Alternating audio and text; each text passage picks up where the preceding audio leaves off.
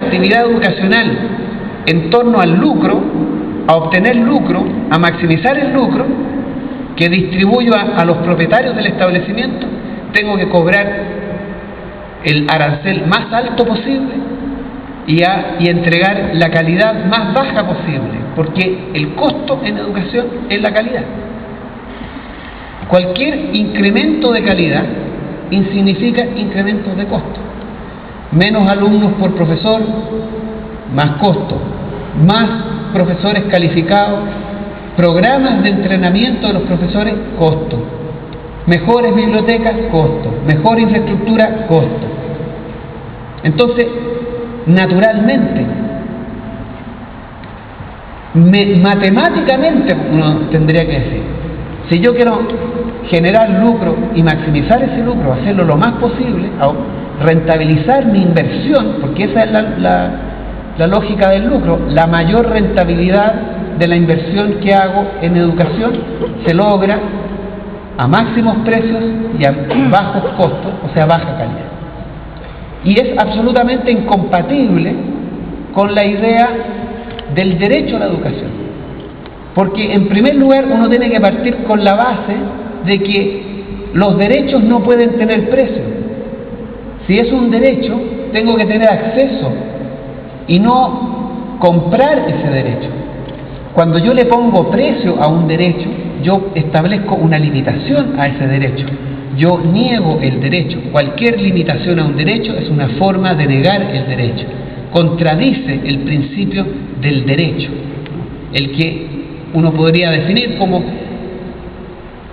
la posibilidad de acceder sin limitaciones al uso, goce de ese bien o de ese servicio o de esa cualidad o calidad. Por lo tanto, si yo quiero asegurar el derecho, tengo que apuntar a reducir el precio. Tengo que incluso hacer que ese precio se acerque lo más posible a cero. Y eso obviamente es incompatible con el lucro. Pero además tengo que hacer otra cosa, porque yo no puedo asegurar el derecho si no entrego una buena calidad de esa educación. Por lo tanto, tengo que tratar de que el costo, es decir, la calidad de ese servicio, de ese derecho, sea lo más alta posible. Es precisamente lo opuesto al lucro, completamente la antípoda.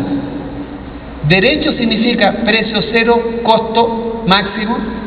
Lucro significa precio máximo, costo mínimo. No es lucro.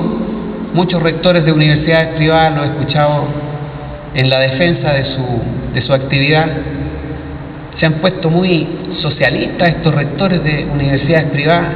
Siempre andan preocupados de que ellos atienden a los más pobres de los pobres, cosa que no es cierto, por lo demás. Porque el 52% de los estudiantes de las universidades privadas viene del 10% más rico. Y eso no ocurre en las universidades del Consejo de Rectores, que es en torno al 36%. Obviamente, las universidades privadas atienden más alumnos hoy día que las universidades del Consejo de Rectores. Pero eso es en principio porque las universidades del Consejo de Rectores están limitadas en un crecimiento por ley, no pueden crecer más, y porque las otras han aumentado de manera indiscriminada la matrícula. Pero en porcentaje, la distribución de la masa de estudiantes, el 52% de la masa de estudiantes de las universidades privadas viene del 10% más rico, y las universidades del CRUCH es solamente un 36%. Y de los sectores más pobres, las universidades del CRUCH tienen un porcentaje mayor que las universidades privadas. Pero efectivamente, en términos de número, volumen, tienen más las universidades